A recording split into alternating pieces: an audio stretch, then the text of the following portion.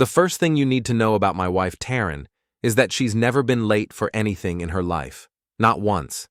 Not for our wedding, not for job interviews, not even for casual coffee dates with acquaintances she barely tolerates. So when she started coming home at midnight 3 times a week with stories about dinner with the girls, I knew something was rotten in the state of suburban Illinois. Before we dive deeper into this story, I have one small request. Please subscribe, drop a like, comment, and hit that hype button to boost this channel so more people can discover these incredible Reddit stories. My name is Nolan Briggs, and I teach chemistry at Lincoln High School. 40 years old, salt and pepper beard that Taryn used to call distinguished before she stopped noticing me altogether, and a dry sense of humor that's kept me sane through 15 years of marriage and 20 years of explaining the periodic table to teenagers who think sodium is a type of soda. The girls. That's what Taryn calls her little circle. Jenna Morrison, a real estate agent with fake nails longer than my attention span during faculty meetings, and Corey Patterson, who sells Mary Kay cosmetics and has the personality of wet cardboard. These 2 specimens have been Taryn's best friends since high school, which should tell you everything about their collective maturity level. The thing is, I actually liked them once. Back when we all hung out together, barbecues in the backyard, game nights that didn't feel forced. But something shifted about 6 months ago. Suddenly, their get-togethers became exclusive. No husbands invited. Always the same nights, Tuesdays, Thursdays, and every other Saturday. "We need our girl time, Nolan," Taryn would say, applying lipstick in the hallway mirror. "You understand." I understood, all right. I understood that my wife was putting more effort into her appearance for girl time than she had for our anniversary dinner. It was a Thursday afternoon in October when I first caught wind of what was really happening. I was grading lab reports in the faculty lounge when Coach Baines dropped into the chair across from me, unwrapping what looked like his 4th sandwich of the day. "Your wife still running around with those 2?" he asked between bites. "If by running around you mean having dinner and complaining about their husbands, then yes." Coach Baines, Mike to his friends, has been my closest buddy since I started teaching here 8 years ago. He's got the build of a former linebacker and the subtlety of a freight train, but he's also got good instincts about people. "Funny thing," he said, not looking at me directly. "I saw them at Riverside Grill last Tuesday, all 3 of them, with some guy." My pen stopped moving across the paper. "What guy?" "Big dude. Looked like he could bench press my truck. They seemed friendly." I set down my pen. "Friendly how?" "Friendly like your wife had her hand on his arm while she laughed at whatever brilliant thing he was saying." The lab report in front of me might as well have been written in Sanskrit. My brain was processing this information like a computer with a virus. Slow, glitchy, threatening to crash entirely. "You sure it was them?" "Nolan, I've seen your wife at enough school functions to recognize her laugh from across a parking lot. It was them." That night I paid attention. Really paid attention. Taryn came home at 11:47 p.m., which was earlier than usual but still late enough to avoid any real conversation. She smelled like expensive cologne, not the kind women wear. "How was dinner?" I asked from the couch, not looking up from my book. "Oh, you know how it is. Jenna's having issues with her mother-in-law again. Corey's thinking about getting a divorce." "Where'd you go?" A pause, just a beat too long. "That new place downtown. Fusion something." Riverside Grill isn't new, and it's definitely not Fusion. It's been serving the same menu of steaks and loaded baked potatoes since 1987. "Sounds nice," I said. She disappeared upstairs, and I heard the shower running for 20 minutes. When she finally came to bed, she turned away from me without a word. The next morning, I did something I'd never done in 15 years of marriage. I went through her phone. I'm not proud of it, but I'm not apologizing either. When your wife starts treating you like a roommate she barely tolerates, and your best friend sees her getting cozy with some mystery man, you start asking questions. And sometimes you start looking for answers.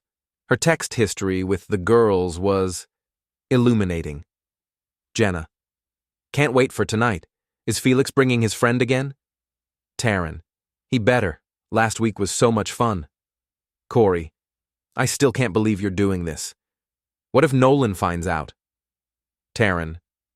Nolan doesn't pay attention to anything except his stupid chemistry experiments. He won't find out. Felix. So the mystery man had a name. I scrolled further back, my coffee getting cold in my hand. Taryn. Felix says he can fix the kitchen backsplash for half what we got quoted. Jenna. He's handy in more ways than one. Taryn. Jenna! But seriously, he's amazing, and he actually listens when I talk. Corey. This is getting dangerous, T. Taryn. Dangerous? I'm finally having fun for the first time in years. Nolan's turned into this boring, predictable robot. Felix makes me feel alive again. I set the phone down carefully, like it might explode. My hands weren't shaking. That would come later. Right then, I felt oddly calm, like a scientist who'd just discovered that his hypothesis was correct, even though he'd hoped to be wrong. Felix Danner. It took me exactly 3 minutes on Facebook to find him. Danner Construction, local contractor, divorced 2 years ago. The kind of guy who posts shirtless gym selfies and motivational quotes about living your best life. 37 years old, which made him 3 years younger than my wife and 3 years older than the emotional maturity he displayed in his posts. The profile picture showed him flexing in front of a pickup truck, all white teeth and spray tan. The kind of man who probably called women sweetheart and thought it was charming. I spent the rest of that Saturday morning doing research. Felix had a decent reputation as a contractor, no criminal record, and judging by his social media presence, an ego the size of Lake Michigan. His Facebook was public, probably because he thought he was too fascinating for privacy settings. Recent posts included photos from Riverside Grill, my wife's supposed fusion restaurant. There she was in the background of one photo, laughing at something off camera. Jenna and Corey were there too, along with 2 other men I didn't recognize. So it wasn't just an affair. It was a whole secret social life. I was still staring at the photos when Taryn came downstairs, already dressed for another girls' night. Going out again? I asked. It's Saturday, Nolan. You know I always see the girls on Saturday. Right. The girls. Where are you going tonight? She was checking her makeup in the hallway mirror, not really looking at me. Probably just dinner somewhere, maybe a movie. Which movie? Another pause. We haven't decided yet. I nodded, like this made perfect sense. Well, have fun with Jenna and Corey. I will. She kissed my cheek, a perfunctory peck that felt more like a habit than affection, and headed for the door. Oh, and Taryn? She turned back, keys already in her hand. Tell Felix I said hi. The color drained from her face so fast I thought she might faint. Her mouth opened and closed like a fish gasping for air. I don't... What are you talking about? Felix Danner, from Danner Construction, the guy you've been having dinner with for the past 6 months. She gripped the door frame, and I could see her mind racing, trying to figure out how much I knew and what story might still work. Nolan, it's not what you think. Really? Because I think my wife has been lying to me for months about where she goes and who she's with.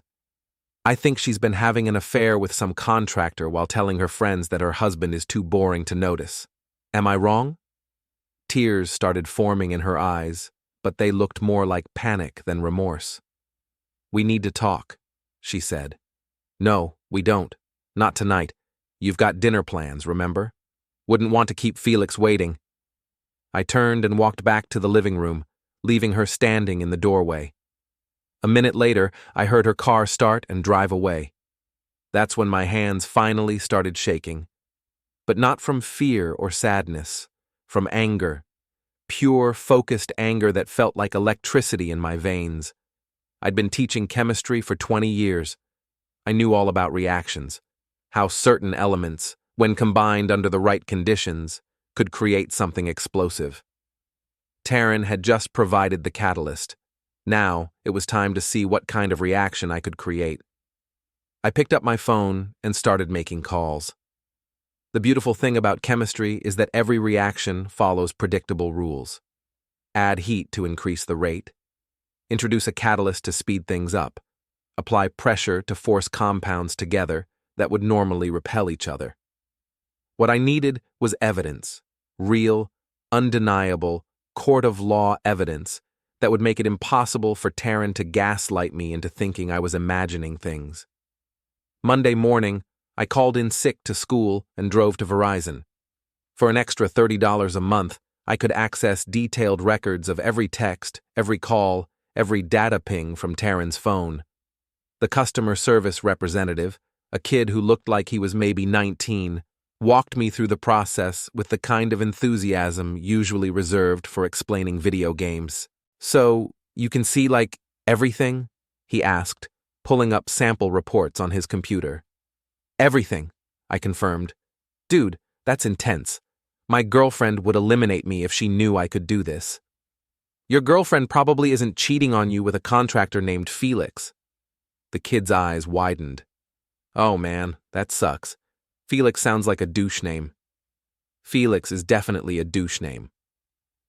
By Wednesday, I had 3 months of records.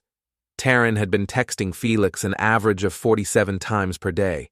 For comparison, she'd texted me a total of 12 times in the same period, and half of those were asking me to pick up milk. The content was educational. Felix: "Can't stop thinking about last night." Taryn: "Me neither. I haven't felt like this in years."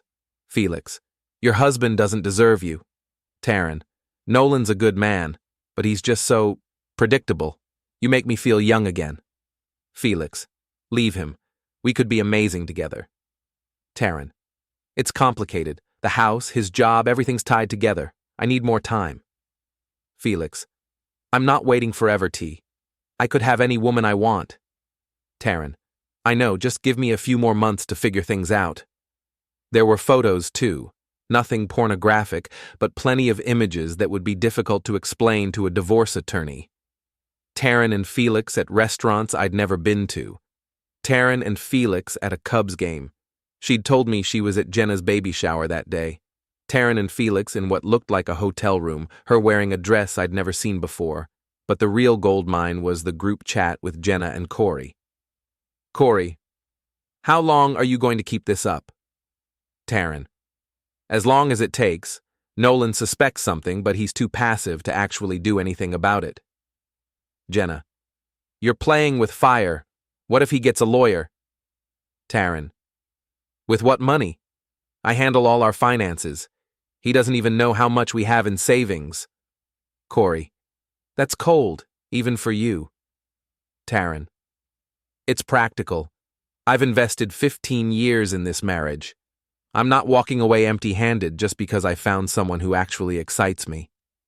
Jenna: "So you're going to keep screwing Felix while Nolan pays the bills?" Taryn: "Until I figure out my exit strategy, yes. Felix is fun, but he's not exactly husband material. Nolan's stable, predictable, safe.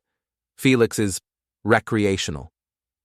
Corey: "You're going to destroy him when he finds out." Taryn: "Nolan's tougher than he looks. He'll be fine. Probably better off without me, honestly." I printed everything. 47 pages of texts, photos, and call logs. Then I drove to Kinko's and made copies. Lots of copies. Thursday night was Taryn's regular girls' night. I knew from the text records that they'd be at Riverside Grill at 7:30. Felix would be there, along with his friend Marcus. Apparently, Corey had developed her own side relationship. I arrived at 7:15 and parked across the street with a clear view of the restaurant's front windows. The place was busy, which was perfect. Lots of witnesses. At exactly 7:32, Taryn's Honda pulled into the parking lot. She was wearing the black dress she'd bought for our anniversary dinner, but claimed was too fancy for the restaurant I'd chosen. Apparently, it wasn't too fancy for Felix. Jenna arrived 2 minutes later, followed by Corey in her ridiculous yellow Beetle. They met at the entrance, all air kisses and fake enthusiasm, like actresses in a play about friendship. Through the window, I could see Felix already at a corner table. He stood up when the women approached, such a gentleman, and I watched my wife hug him just a little too long, her hand lingering on his chest. I gave them 15 minutes to get comfortable, order drinks, settle into their routine of lies and laughter. Then I got out of my car and walked across the street. The hostess was a college student with purple hair and multiple piercings. "Just one tonight?" she asked. "Actually, I'm meeting some friends. I can see them from here." I walked through the restaurant like I owned the place, phone in my hand, recording everything.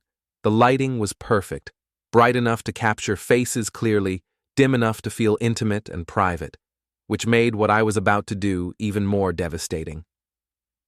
Taryn saw me first. Her wine glass stopped halfway to her lips, and her face went through a fascinating series of expressions: confusion, recognition, panic, and finally, resignation. Felix was still talking, gesturing with his beer bottle, completely oblivious. He was even more obnoxious in person than in his photos. Gold chain visible through his unbuttoned shirt, hair styled with enough gel to waterproof a deck, the kind of laugh that carries across a crowded room. So I told the guy, "You want quality work, you pay quality prices, you know what I mean?" Jenna noticed me next. She kicked Corey under the table, and suddenly all four of them were staring at me like I'd materialized out of thin air. "Don't mind me," I said, still recording. "Just wanted to see how the girls' night was going." Felix finally turned around, and I got my first good look at the man who'd been screwing my wife for 6 months. Up close, he was exactly what I'd expected, all surface charm and no substance, like a sports car with no engine. "Who the hell are you?" he asked. "I'm Nolan Briggs, Taryn's husband. You must be Felix." The table went silent. Even the ambient restaurant noise seemed to fade as other diners picked up on the tension. "Nolan," Taryn said carefully, "what are you doing here?" "Well, I was in the neighborhood and thought I'd stop by this fusion restaurant you've been raving about. Funny thing, though, the menu looks exactly like it did in 1987. Felix was looking back and forth between Taryn and me, his beer-addled brain slowly processing the situation. "Wait," he said. "You're married?" I laughed. Actually laughed. "Oh, that's rich. She didn't tell you she was married? Taryn, that seems like important information to share with your boyfriend." "Boyfriend?" Felix's voice went up an octave. "She said she was divorced." Now it was Taryn's turn to look panicked. "Felix, I can explain." "Explain what?" I interrupted, still recording. "How you've been lying to everyone. How you've been using our joint account to pay for hotel rooms. How you told your friends that I'm too boring and predictable to notice what you're doing." I reached into my jacket and pulled out 4 manila envelopes, each labeled with a name. I set them on the table like I was dealing cards. "Taryn, that's 3 months of text records, including some very creative descriptions of what you and Felix do together. Jenna, that's screenshots of every group chat where you helped plan this whole charade. Corey, yours includes photos of you and Marcus at the Marriott last weekend. And Felix," I smiled at him, the kind of smile teachers give to students who think they're clever. "Felix, yours is special. It's everything I'm about to send to your ex-wife's divorce attorney. See, I did some research. Turns out adultery affects alimony payments in Illinois. Your ex-wife is going to be very interested in these photos." Felix grabbed his envelope and tore it open. His face went white as he flipped through the pages. "You can't do this," he said. "Actually, I can. It's all public record." "Well, it will be once I file for divorce." Taryn was crying now, but they were angry tears, not sad ones. "You bastard," she hissed. "You followed me. You spied on me." "I investigated. There's a difference. Spying implies you were being sneaky about it. Honey, you left a trail of evidence wider than Felix's ego." Other diners were openly staring now. Someone had their phone out, probably recording the whole thing. Perfect. "You're going to destroy my career," Taryn said. "Your career, You're an insurance adjuster, not a senator, although I suppose trust is important in your line of work. Felix stood up abruptly, knocking over his beer. I'm not dealing with this crazy shit. Sit down, Felix. Something in my voice made him pause. Maybe it was the fact that I was completely calm while everyone else was losing their minds. Maybe it was the realization that I held all the cards. You're going to sit down, and you're going to listen, because I'm not done talking. And you're going to do it with a smile, because there are about 50 people in this restaurant with phones, and I guarantee you at least half of them are recording this conversation. He sat down. Here's what's going to happen, I continued. Taryn, you're going to pack your things and move out of my house by Sunday. I've already spoken to a lawyer, and thanks to your very detailed text history, I'll be keeping the house, the car, and most of our savings. You can have your clothes and whatever dignity you can salvage. Nolan, please. I'm not finished. Jenna, Corey, you two are going to stay out of this. No more group chats, no more coordinated lies, no more playing matchmaker for married women. If I see either of you near my wife before the divorce is final, I'll make sure your husbands get copies of everything I showed you tonight. Both women nodded frantically. And Felix. I turned to face him directly. You're going to disappear. No more texts, no more calls, no more romantic dinners. Because if you don't, I'm going to make your life very, very complicated. I know where you live, where you work, who your clients are, and exactly how much you owe in back taxes. Don't test me. I stood up, pocketed my phone, and looked around the table one more time. Oh, and Taryn? Next time you want to have an affair, maybe don't do it with someone dumber than you are. It makes you both look pathetic. I walked out of the restaurant to a smattering of applause from nearby tables.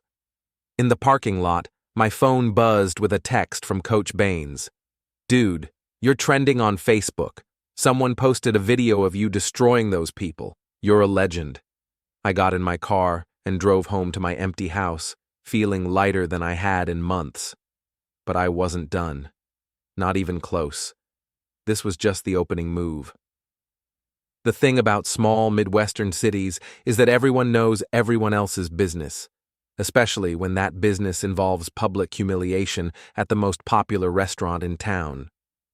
By Friday morning, the video of my confrontation with Taryn and Felix had been shared over 300 times on Facebook, and I'd received 17 friend requests from people I'd never met.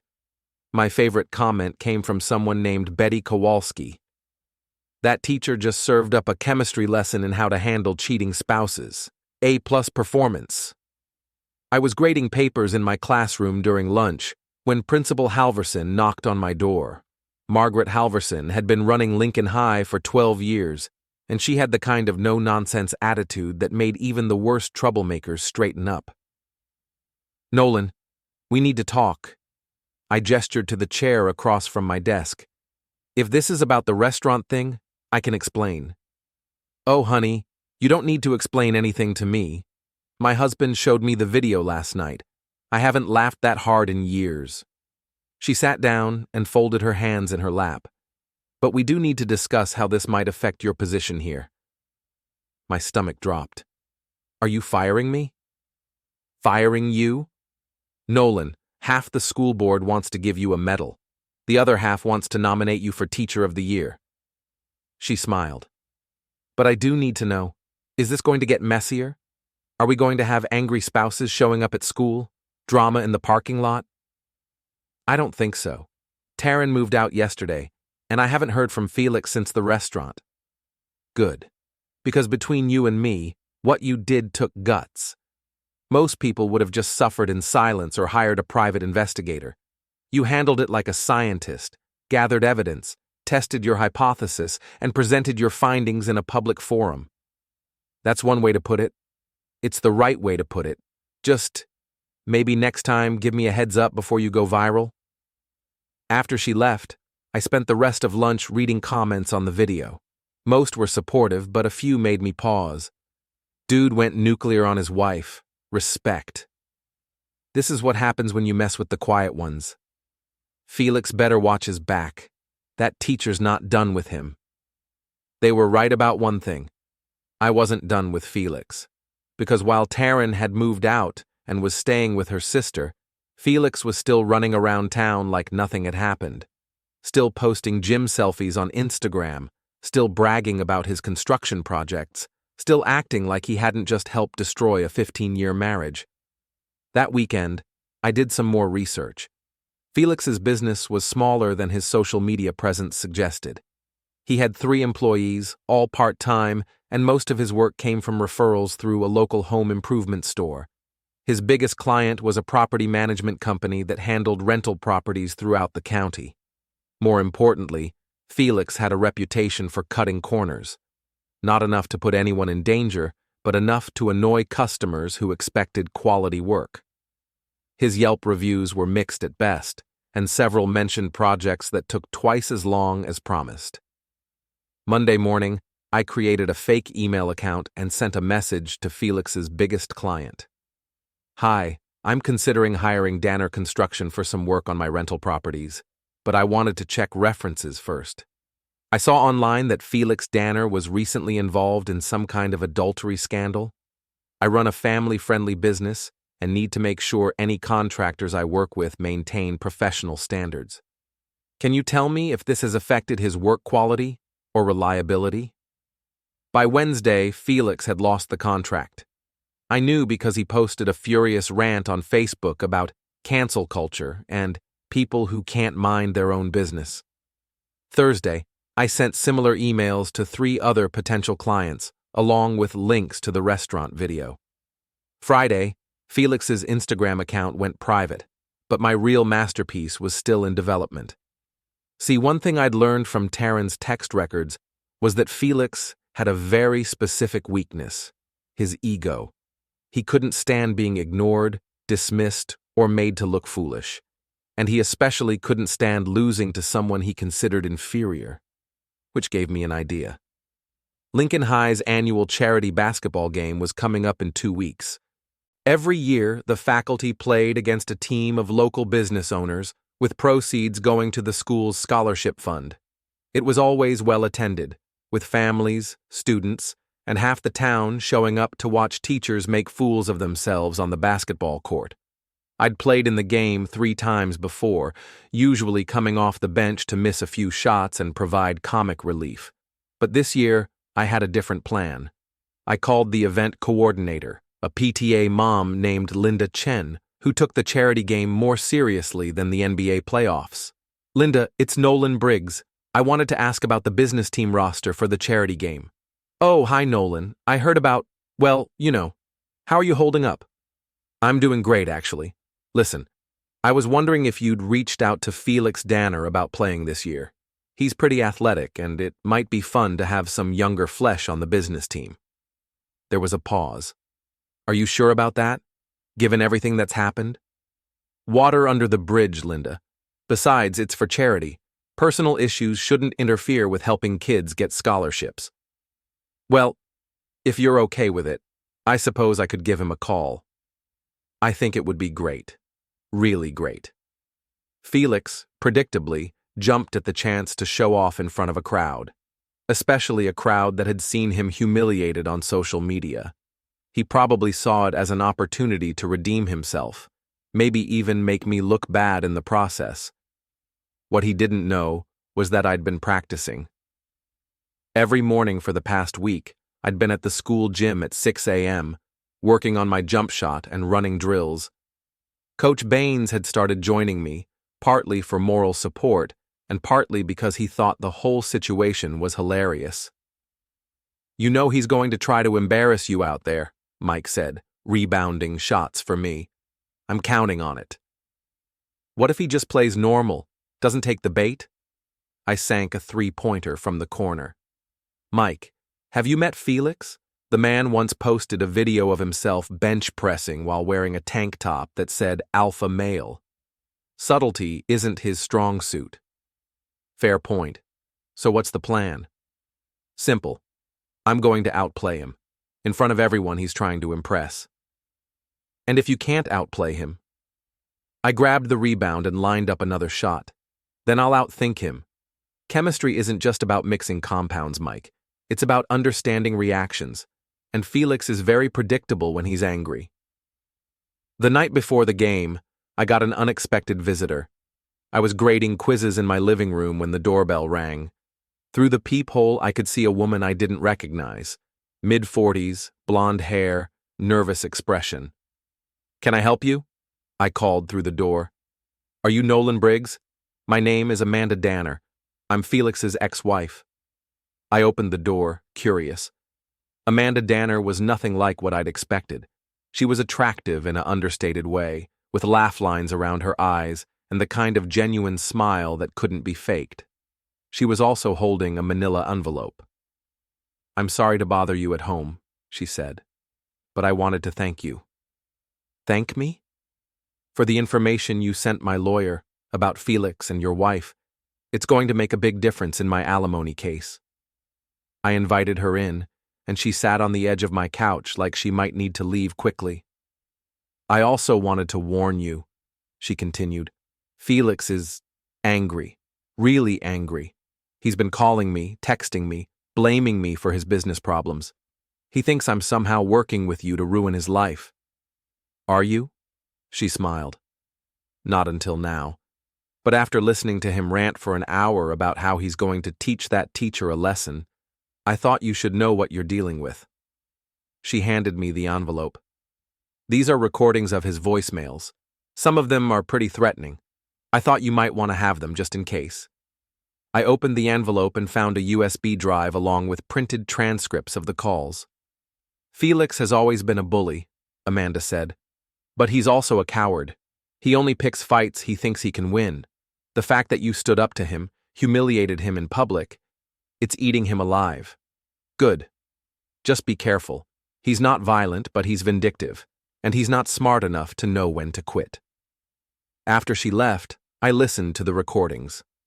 Felix's voice, slurred with alcohol, ranting about that smug bastard teacher and how he was going to show everyone what kind of man Nolan really is. One message stood out. "I'm going to destroy him at that basketball game. Make him look like the pathetic loser he is. Everyone's going to see who the real man is." Perfect. I spent the rest of the evening preparing for tomorrow's game, but not in the way Felix expected.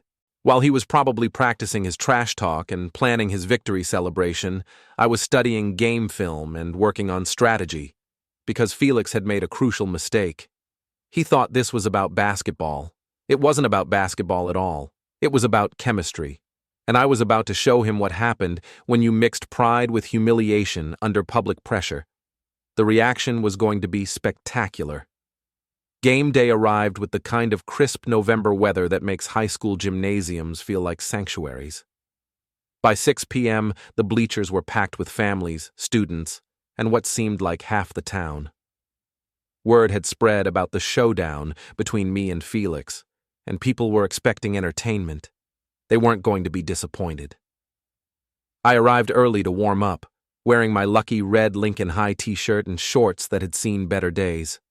Felix showed up 20 minutes later in brand new Nike everything, looking like he was ready for the NBA playoffs instead of a charity game in a small-town gym. "Well, well," he said, dribbling a ball with unnecessary flair. "Look who decided to show up." "Wouldn't miss it, Felix. How's the construction business?" His jaw tightened. "Better than ever. A few jealous people trying to spread rumors, but real men don't let that kind of thing bother them." "Real men," I repeated. "Right. Good to know." Coach Baines appeared at my elbow, wearing his referee shirt and trying not to smile. "Gentlemen, let's keep this friendly. It's for charity, remember?" "Of course," Felix said, never taking his eyes off me. "Just a friendly game between friends." The opening ceremony was mercifully brief. Principal Halverson said a few words about the scholarship fund, someone sang the national anthem, and then it was time to play. Felix had positioned himself as the unofficial captain of the business team, which suited my purposes perfectly. He spent the pre-game huddle talking about showing these teachers who runs this town and playing real basketball instead of that academic nonsense. The other business owners, a mix of shop owners, insurance agents, and one very out-of-shape accountant, looked like they just wanted to survive the next hour without pulling anything important. The faculty team was led by Coach Baines naturally with me, two other teachers, and the school librarian, who turned out to be surprisingly quick for a woman in her 50s. "All right, people," Mike said in our huddle. "Let's have some fun out there. And Nolan, try not to break anyone. I'll be a perfect gentleman." The game started exactly as I'd expected. Felix immediately began trying to dominate, calling for the ball on every possession and taking shots that belonged in a playground one-on-one game rather than a team sport. I played it conservative for the first few minutes, missing a couple of easy shots and generally looking like the stereotypical uncoordinated teacher everyone expected to see. The crowd was enjoying it, cheering for both teams and laughing at the inevitable mistakes. But I was watching Felix, studying his patterns, waiting for the right moment. It came halfway through the first quarter.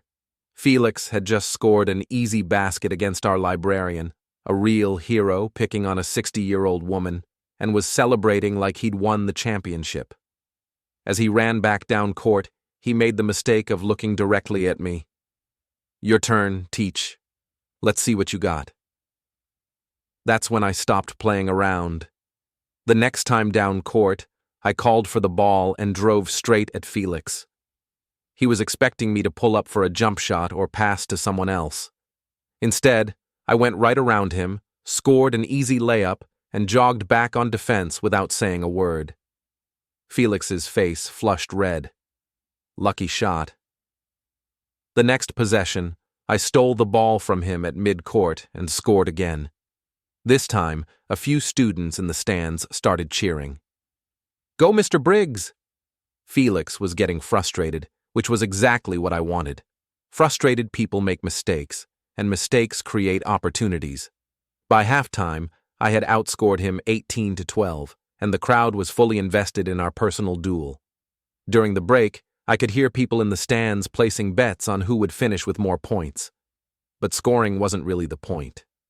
The point was getting Felix angry enough to do something stupid in front of everyone. The second half started with Felix trying to take over the game completely. He was calling for the ball on every possession, ignoring open teammates, and getting increasingly agitated when things didn't go his way. "Pass the ball, Felix," one of his teammates called out after he'd missed his fourth contested shot in a row. "I got this," Felix snapped back. That's when I knew I had him. The next time he got the ball, I pressured him full court, staying just close enough to be annoying without fouling. Felix, determined to prove he was the better player, tried to dribble through 3 defenders instead of passing to an open teammate. I stripped the ball cleanly and scored on the other end. Felix lost it. "That was a foul," he screamed at Coach Baines, who was refereeing. "He fouled me!" "I didn't see a foul, Felix. Play on." "This is bullshit. You're protecting your boy." The gym went quiet. Even the elementary school kids in the stands could tell that Felix had crossed a line. "Technical foul," Mike called calmly. "Unsportsmanlike conduct." Felix's face went purple. "Technical? Are you kidding me? This whole thing is rigged." "That's 2 technicals. You're ejected." The crowd erupted. Half were cheering, half were booing, and everyone was on their feet. Felix stood in the middle of the court, looking around like he couldn't believe what was happening. "This is a setup," he yelled, pointing at me. "You all planned this. You're all in on it." I walked over to him, close enough that only he could hear what I said next. "Felix, you're embarrassing yourself in front of the whole town, again. Maybe it's time to learn when to quit." He took a step toward me, hands clenched into fists, and for a moment I thought he might actually swing. But then he seemed to remember where he was, in a gymnasium full of families and children, with dozens of phones recording everything. Instead, he pointed a finger at my chest. "This isn't over, Briggs. Not even close." Then he stormed out of the gym, leaving his teammates and the crowd in stunned silence. Coach Baines blew his whistle. "All right, everyone. Let's finish the game. We're here for the kids, remember?" We played the final 10 minutes without incident, though the atmosphere remained electric. I finished with 31 points, my best performance in any basketball game since high school. More importantly, I'd accomplished exactly what I'd set out to do. Felix had revealed his true character in front of everyone who mattered: parents, business owners, community leaders. The man who'd been sleeping with my wife while calling me boring and predictable had just thrown a public tantrum and been ejected from a charity basketball game. After the game, dozens of people came up to congratulate me, not just on the basketball, but on how I'd handled the whole situation. "You kept your cool out there," said Tom Morrison, Jenna's husband. "I would have lost my temper a lot sooner." "Class act, Mr. Briggs," said one of my former students. "That guy made himself look like a total fool." Principal Halverson found me as I was packing up my gym bag. "Nolan, I have to ask, did you plan all of that?" "Plan what? I just played basketball." She smiled. "Right. Well, whatever you did, it worked. Felix Danner just made himself persona non grata in this town. I doubt he'll be getting much business after tonight." As I walked to my car, I felt a deep sense of satisfaction. Not because I'd outplayed Felix, though that had been fun, but because I'd proven something important to myself. For months, I'd let people treat me like I was invisible, irrelevant, someone who could be lied to and cheated on without consequences. Taryn had called me boring and predictable. Felix had dismissed me as a weak, passive teacher who wouldn't fight back. They were wrong. I wasn't boring. I was patient. I wasn't predictable. I was strategic. And I definitely wasn't weak. But I still wasn't done. Felix's public meltdown had been satisfying, but it was just the beginning. He'd threatened me in front of everyone, promised that this isn't over. He was right about that. It wasn't over. But what Felix didn't understand was that he'd just declared war on someone who understood chemistry, strategy, and the explosive power of mixing the right elements under pressure. And I was about to show him what happened when you pushed a patient man too far. The real fireworks were still to come. The video of Felix's meltdown at the basketball game went viral faster than a grease fire in a chemistry lab. By Monday morning, it had been shared over 2,000 times, with comments ranging from, "What a psycho," to, "That teacher played him like a fiddle." My personal favorite came from someone named Hoosier Dad 47. Never mess with a science teacher. They know how to create reactions.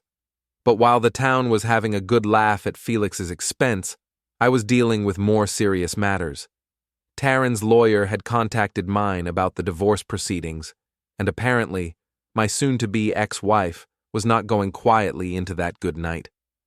"She's claiming emotional distress," my attorney, Janet Kowalski, explained over coffee Tuesday morning. "Says you deliberately humiliated her in public and caused damage to her reputation and career prospects. Her reputation was damaged by sleeping with Felix Danner, not by me exposing it." "I agree, but she's also claiming you violated her privacy by accessing her phone records without permission." I slid a folder across the table. "She's listed as an authorized user on the account. I have every legal right to access those records. Plus, she used our joint credit card to pay for hotel rooms with Felix. That's adultery with a paper trail." Janet flipped through the documents, nodding approvingly. "This is good. Really good. She doesn't have much of a case, but desperate people do desperate things. Just try to stay out of the spotlight for a while, okay? Let things cool down." That advice lasted exactly 6 hours. I was in my classroom after school, preparing labs for the next day, when Felix appeared in my doorway. He looked like hell, unshaven, clothes wrinkled, eyes bloodshot. The Golden Boy contractor was showing some serious wear and tear. "We need to talk," he said. "I'm busy. Make an appointment." He stepped into the classroom and closed the door behind him. I said we need to talk. I set down my test tubes and turned to face him. "All right, Felix, talk. You think you're real smart, don't you? Destroying my business, turning the whole town against me, making me look like a fool." "I didn't make you look like a fool, Felix. You did that all by yourself when you threw a tantrum at a charity basketball game." His hands clenched into fists. "You set me up. That whole game was a setup." "You're right. I invited you to play basketball, knowing you'd try to show off and probably embarrass yourself, guilty as charged. You son of a... Careful, Felix. We're in a school. There are cameras in the hallways, and if you threaten me on school property, you'll be dealing with a lot more than bad Yelp reviews. He took a step back, but his face was still flushed with anger. This isn't over, Briggs. You think you won, but you have no idea what you've started. Actually, I didn't start anything. You started it when you decided to sleep with my wife. I'm just finishing it. Taryn came to me, not the other way around. She said you were boring, that you ignored her, that she needed a real man who could actually satisfy her. I felt a flash of anger, but kept my voice level. And yet here you are, 6 months later, with no business, no reputation, and no woman. How's that working out for you? Felix's face went dark. You think you're untouchable because you're some respected teacher. But I know things about you, Briggs. I know where you live, where you work, what time you leave in the morning. Maybe it's time you learned what it feels like to be vulnerable. That crossed a line. I pulled out my phone and started recording. Say that again, Felix. For the record. He realized his mistake immediately. The anger drained from his face, replaced by the look of a man who'd just stepped in quicksand. I didn't mean, I was just... You were just threatening me, in my workplace, on camera. I stopped recording and smiled. Thanks for that.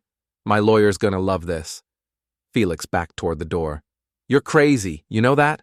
Completely insane. Maybe. But I'm also very, very thorough. After he left, I sent the video to Janet Kowalski and filed a report with the school administration. Principal Halverson assured me that Felix would be banned from school property, and if he showed up again, they'd call the police. But I knew Felix wouldn't give up that easily. He was the kind of man who saw every conflict as a zero-sum game, and right now, he was losing badly. That made him dangerous, not because he was smart or capable, but because he was desperate. Desperate people make mistakes, and I was counting on Felix to make a big one. Wednesday night, I got the call I'd been expecting. Nolan, it's Amanda Danner. Felix just called me again. He's really unhinged. He was ranting about teaching you a lesson, making you pay for ruining his life. I think he might do something stupid. Like what? I don't know, but he mentioned knowing where you live, said something about showing up at your house to settle this like men. I'm worried he might try to confront you at home. Thanks for the warning, Amanda. I appreciate it. Just be careful, okay? Felix isn't violent, but he's not thinking clearly right now. He's been drinking, and when he drinks, he makes bad decisions. After hanging up, I sat in my living room and considered my options. I could call the police, but Felix hadn't actually done anything yet, just made vague threats and angry phone calls. I could install a security system, but that felt like overkill for dealing with a washed-up contractor with impulse control issues. Or I could do what I'd been doing all along, think like a scientist and plan accordingly. Felix wanted a confrontation. He wanted to prove he was the real man in this situation, probably in front of witnesses who could validate his damaged ego. He was predictable that way. Everything had to be a performance, a chance to show off. So I decided to give him exactly what he wanted, but on my terms. Thursday morning, I made some calls. Coach Baines, Principal Halverson, my neighbor Mrs. Chen, and a few other trusted friends. I explained the situation and asked for a favor. If they saw or heard anything unusual at my house over the next few days, could they please record it and call the police? You think he's actually going to show up? Mike asked. I'm counting on it. Felix can't help himself. He has to have the last word, has to prove he's the alpha male, and he's just drunk and angry enough to do something really stupid. What if he brings friends? What if he's armed? Felix doesn't have friends, and he's too much of a coward to bring a weapon. He'll come alone, probably late at night when he thinks I'm asleep. He'll try to intimidate me, maybe vandalize something, then leave thinking he's won. And then what? Then I'll have him on camera committing actual crimes instead of just being an asshole. Trespassing, vandalism, harassment, real charges that come with real consequences. Friday evening, I prepared my house like I was setting up a chemistry experiment. Security cameras focused on all approaches, motion sensors in the yard, and my phone ready to call 911 at the first sign of trouble. Then I waited. Felix didn't disappoint me. At 2:17 a.m. Saturday morning, my motion sensors detected movement in the backyard. I checked the camera feeds and saw a figure stumbling around my patio, clearly drunk and carrying what looked like a baseball bat. Felix Danner, in all his pathetic glory, had come to settle the score. I called 911 first, reporting an intruder on my property. Then I called Mike Baines, who lived 3 blocks away and had promised to come running if I needed backup. Finally, I turned on every light in the house and stepped onto my back porch. "Evening, Felix. Little late for a social call, isn't it?" He spun around, nearly losing his balance.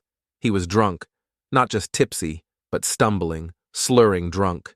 The baseball bat wavered in his hands like he wasn't sure how to hold it. "There you are, you smug bastard. Time to settle this like men." "With a baseball bat? That's your idea of settling things like men? You destroyed my life," he screamed, loud enough to wake half the neighborhood. "My business, my reputation, everything. And for what? Because your wife was smart enough to find a real man?" Lights were coming on in houses up and down the street. Perfect. "Felix, you're drunk, you're trespassing, and you're holding a weapon. This isn't going to end well for you." "I don't care anymore. You want to play games? Let's play." He swung the bat at my patio furniture, shattering a glass table. Then he turned toward my house and smashed one of my basement windows. That's when the police arrived. 2 squad cars, lights flashing, pulled into my driveway just as Felix was winding up to take another swing. He froze like a deer in headlights, finally realizing how bad this looked. "Drop the weapon," one of the officers shouted. "Get on the ground." Felix looked around wildly, as if just now noticing the neighbors watching from their windows, the police cars, the cameras recording everything. The reality of his situation finally penetrated his alcohol-soaked brain. He dropped the bat and fell to his knees. As the officers cuffed him and read him his rights, Felix looked up at me with pure hatred in his eyes. "This isn't over, Briggs. This will never be over." I looked down at him, drunk, arrested, humiliated in front of the entire neighborhood, and felt nothing but pity. "Yeah, Felix, it is." They loaded him into the squad car, and I spent the next hour giving statements and showing the officers my security footage.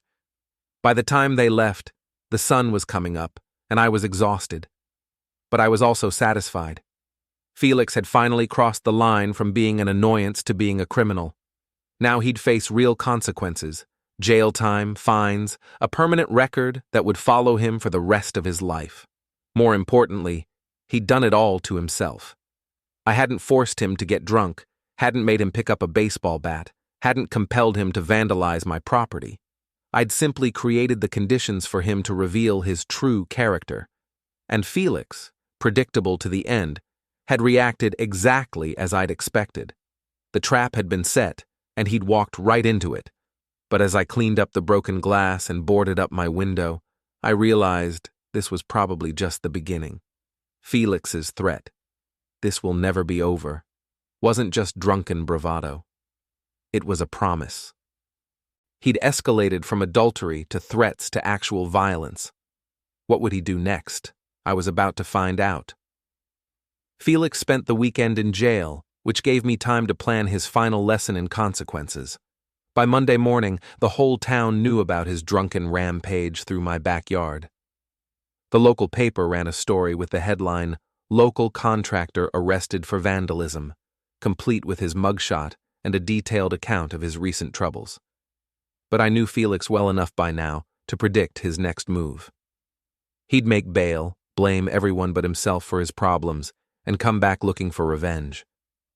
The man was nothing if not consistent in his poor decision-making. I was right. Tuesday afternoon, I got a call from Amanda Danner. "Nolan, Felix made bail this morning. He called me an hour ago, completely unhinged. He's blaming you for everything. The arrest, losing his business, even our divorce. He says he's going to end this once and for all. Did he say how? Something about making you pay in front of everyone, showing the whole town what kind of man you really are. He was drunk again, rambling about how you think you're so smart, but he's going to outsmart you. I almost laughed. Felix was about as capable of outsmarting me as he was of performing brain surgery. Thanks for the warning, Amanda. I'll be careful. Nolan, I'm serious. He's not just angry anymore, he's desperate, and desperate people do crazy things. She was right about that, but what Amanda didn't understand was that I'd been counting on Felix's desperation from the beginning. Desperate people don't think clearly. They make mistakes, and Felix was about to make his biggest mistake yet. Wednesday evening, I got the text I'd been waiting for. Tomorrow night, your house, 9 p.m. Time to finish this like men. Come alone, or everyone will know you're a coward. I showed the message to Coach Baines, who was helping me install new security cameras. This guy just doesn't learn, does he? Mike said, adjusting a camera angle. Learning requires intelligence. Felix operates purely on ego and impulse. So, what's the plan? I smiled. Same as always, let Felix be Felix and document everything. But this time, I wasn't just planning to record Felix's inevitable meltdown. I was planning to broadcast it. Thursday morning, I created a private Facebook event and invited everyone who'd been following this saga. Friends, colleagues, neighbors, even some of my former students who were now adults. The event was called the Felix Danner Finale, and the description read, "Local contractor promises to end this once and for all at my house tonight at 9 p.m. Come see what happens when stupidity meets consequences. Popcorn recommended." Within hours, over 100 people had marked themselves as attending. The comments were priceless. This is better than Netflix. Felix is about to learn why you don't mess with science teachers. I'll bring folding chairs. By Thursday evening, my quiet residential street looked like a block party. Neighbors had set up lawn chairs on their porches, teenagers were live streaming on Instagram, and someone had actually brought popcorn. Even Principal Halverson showed up, claiming she was just concerned about one of her teachers. At 8:45 p.m., I stepped onto my front porch and addressed the crowd. Ladies and gentlemen, thank you for coming to what I hope will be the final chapter of this ridiculous saga. For those keeping score at home, Felix Danner has been having an affair with my wife, threatened me multiple times, got ejected from a charity basketball game, and was recently arrested for vandalizing my property. Tonight, he's promised to finish this like men, whatever that means. The crowd laughed and applauded. I've got cameras rolling, police on speed dial, and about 50 witnesses, so let's see what Felix has planned for his grand finale. At exactly 9 p.m., Felix's pickup truck roared down my street, music blasting, engine revving unnecessarily. He parked in front of my house and sat there for a moment, probably trying to process the fact that half the neighborhood was watching him. When he finally got out of the truck, it was clear he'd been drinking again. He stumbled slightly, caught himself on the truck door, then stood up straight and tried to look intimidating. It didn't work. If anything, he looked pathetic. "Briggs!" he shouted, loud enough for everyone to hear. "Get out here! Time to settle this!" I was already on my porch, phone in hand, recording everything. "I'm right here, Felix. What did you want to settle?" He looked around at all the people watching, clearly not expecting an audience. "What is this? Why are all these people here?" "Well, you promised to end this once and for all in front of everyone. I figured you meant that literally." Felix's face flushed red. "This is between you and me." "Is it? Because you've been making this everyone's business for months. You had an affair with my wife, threatened me at my workplace, vandalized my property, and generally made yourself the town's entertainment. Why stop being a public spectacle now?" The crowd murmured appreciatively. Someone called out, "Tell him, Mr. Briggs!" Felix looked around wildly, realizing he was completely out of his element. This wasn't the private confrontation he'd envisioned. This was a public humiliation on a scale he'd never experienced. "You think you're so smart," he said, his voice cracking slightly. "You think you won. But I know what you really are. A boring, pathetic loser who couldn't even keep his own wife happy." "You're right, Felix. I am boring. I'm a high school chemistry teacher who grades papers and goes to bed early. But you know what I'm not?" "What?" "Unemployed. Arrested. Living in a studio apartment because I can't afford anything better. Dating my ex-wife because no other woman in town will return my calls." The crowd oohed like they were watching a boxing match. Felix's composure cracked completely. "Shut up. Just shut up." "Or what, Felix? You'll vandalize my property again? Threaten me in front of 50 witnesses? Get yourself arrested for the second time in a week?" That's when Felix completely lost it. He started screaming, not words, just incoherent rage, and charged toward my porch. But he was drunk, uncoordinated, and running uphill. He tripped over his own feet and went down hard, rolling into my front yard like a sack of potatoes. The crowd erupted in laughter and applause. Felix struggled to his feet, grass stains on his shirt, dirt in his hair, looking like exactly what he was, a middle-aged man having a public breakdown. "This isn't fair," he screamed. "This isn't how this was supposed to go." Life isn't fair, Felix, but it is predictable, especially when you're dealing with someone who makes the same stupid choices over and over again. I walked down from my porch and stood about 10 feet away from him, close enough to be heard clearly, but far enough away to stay safe. "Here's what's going to happen next," I said, my voice carrying across the suddenly quiet street. "You're going to get back in your truck and drive away. You're going to leave me alone, leave my friends alone, and try to rebuild whatever's left of your life. Because if you don't, if you show up here again, if you threaten me again, if you so much as drive down my street again, I'm going to make tonight look like a warm-up act." Felix looked around at the crowd, at the cameras, at the neighbors shaking their heads in disgust. For the first time since this whole thing started, he seemed to understand that he was completely defeated. "You destroyed my life," he said quietly. "No, Felix, you destroyed your own life. I just documented it." He stood there for another moment, swaying slightly, looking like a man who'd finally run out of fight. Then he stumbled back to his truck, got in, and drove away. The crowd cheered like their team had just won the championship. As people started to disperse, still laughing and talking about what they'd just witnessed, Coach Baines walked up to me. "That was beautiful, man. Absolutely beautiful." "It was chemistry, Mike. Just chemistry." "How so?" I looked down the street where Felix's taillights were disappearing into the distance. "Some people are like unstable compounds. Add a little pressure, a little heat, and they react explosively. Felix has been reacting the same way to every situation, with anger, with violence, with stupidity. All I had to do was keep applying pressure and let him destroy himself. And now? Now he's neutralized, completely inert. He's got no job, no reputation, no credibility, and a criminal record. Even if he wanted to cause more trouble, nobody would take him seriously." Mike grinned. "So what's next for the famous Nolan Briggs?" I looked at my house, my quiet, peaceful house that was finally mine again, and smiled. "Next, I'm going to grade some papers, plan some lessons, and enjoy being boring again. What about Taryn? What about her? The divorce will be final in a few weeks. She'll get whatever the law says she deserves, which isn't much considering the circumstances.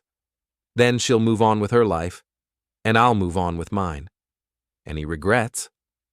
I thought about that for a moment.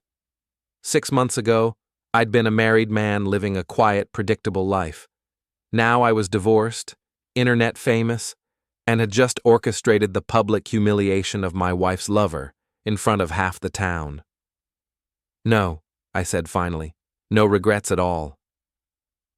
As the last of the neighbors headed home, I walked back to my porch and looked out at my street. It was quiet again, peaceful, exactly the way I liked it. Felix Danner was finished. Not just defeated, completely neutralized. He'd have to leave town to find work, assuming anyone would hire him with his record. His reputation was destroyed beyond repair. His threats were empty because everyone had seen him for what he really was, a pathetic, unstable man-child who couldn't handle the consequences of his own actions. And me? I was exactly where I wanted to be, single, respected, and surrounded by people who'd learned not to underestimate the boring chemistry teacher. I'd taught Felix Danner the most important lesson of his life, that actions have consequences, and some reactions, once started, can't be stopped. Class dismissed.